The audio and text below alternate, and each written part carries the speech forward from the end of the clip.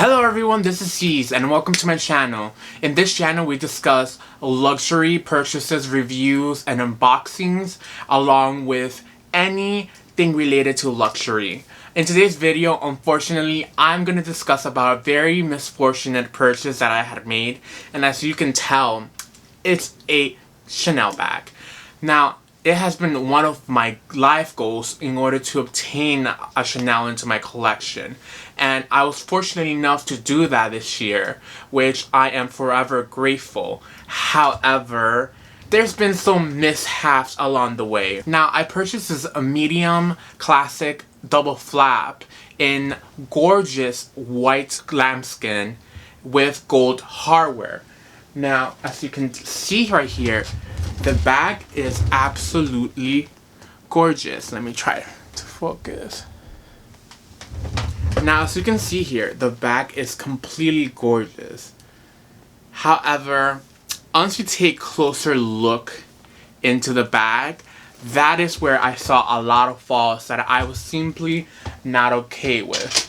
Now, this is something common within the luxury resale market. At this point, Chanel has risen the bag extremely. I think this brand new from their store is currently retailing at $6,800.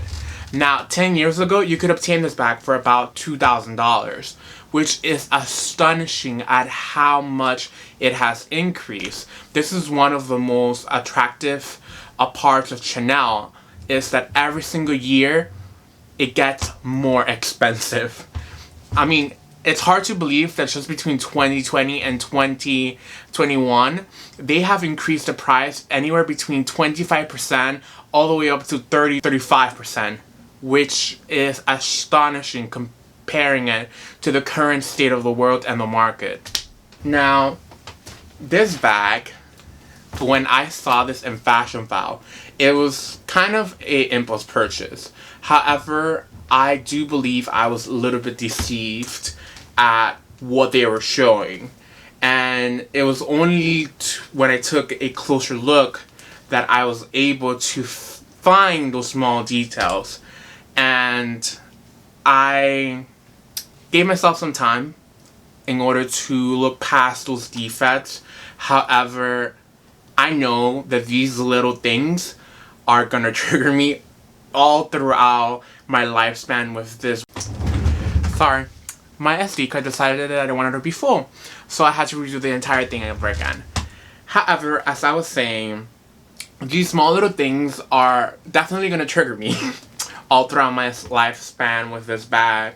And even though it is in good condition, I feel that the fact that I was a little bit deceived with the description of the item, it kind of made me want to part with it.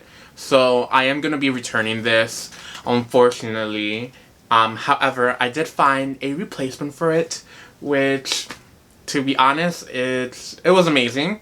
I just happened to summon to the website, and I am by no ways and means bashing Fashionphile for this. I think it was a one-off for me in my case. However, I did find another item in order to replace this, which I am hoping to unbox in this video, in the next video, or the next following videos.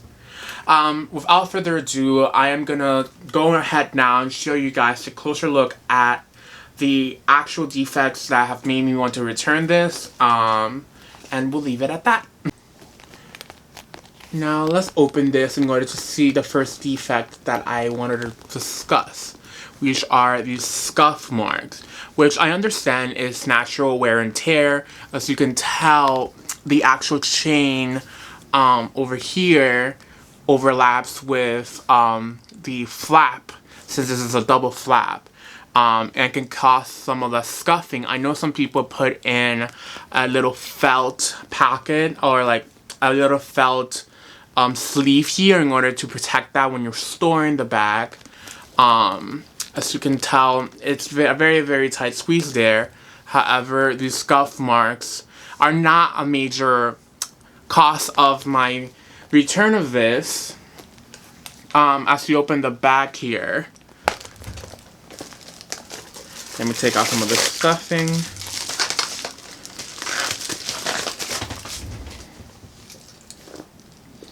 Now, as you open the bag here, like you can tell, the interior is not as bad. There is some lipstick markings, right, sorry, in the bottom there. I don't know if you guys could see that, which doesn't bother me at all. Now, it was described that the bag was, painted. However, I don't know if you can tell. I honestly think a lot of the defects of this bag was because it wasn't stored properly. Like, you can see right here, the clasp that opens the lock has actually transferred some of its color into the actual leather back there. That's that circle is. Which, to be quite honest, I feel like it was some type of cleaner that they may have used or polisher that may have transferred, which was not shown at all. That interior part of that was not shown with that mark. That was the first thing that led me to be inclined, but you know, if it just had that, it would have been perfect.